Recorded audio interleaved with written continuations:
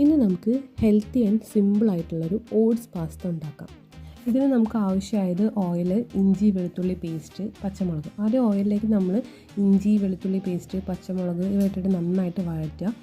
അത് മൂത്ത ആ സ്മെല്ല് വരുന്ന സമയത്ത് നമ്മൾ വല്യുള്ളി ചെറുതാക്കി അരിഞ്ഞത് ആഡ് ചെയ്തിട്ട് കുറച്ച് ഉപ്പും കൂടെ ചേർത്ത് നന്നായിട്ട് ഇളക്കിയിട്ട് മൂടി വയ്ക്കാം. അപ്പോഴത്തേക്കിന് നന്നായിട്ട് വഴന്ന് വന്നിട്ടുണ്ടാവും.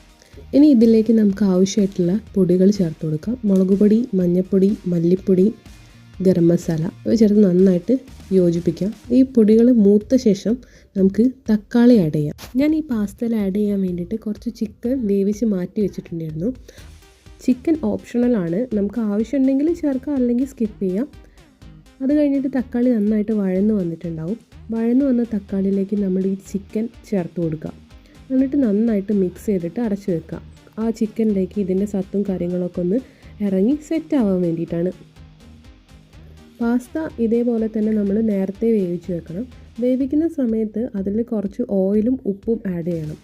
ഓയിൽ ആഡ് ചെയ്തിട്ടില്ലെങ്കിൽ പാസ്ത ഭയങ്കരമായിട്ട് ഒട്ടിപ്പിടിക്കുന്ന പോലെ തോന്നും.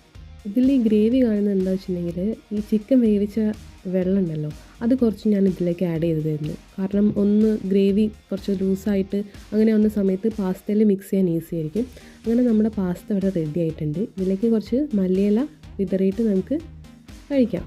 ഓട്സ് പാസ്ത ആർക്കെങ്കിലും വാങ്ങണമെങ്കിൽ ഞാൻ ലിങ്ക് ഡിസ്ക്രിപ്ഷനിൽ കൊടുക്കാം. എല്ലാവരും ഇത് ട്രൈ ചെയ്ത് നോക്കുക. ഹെൽത്തിയാണ്.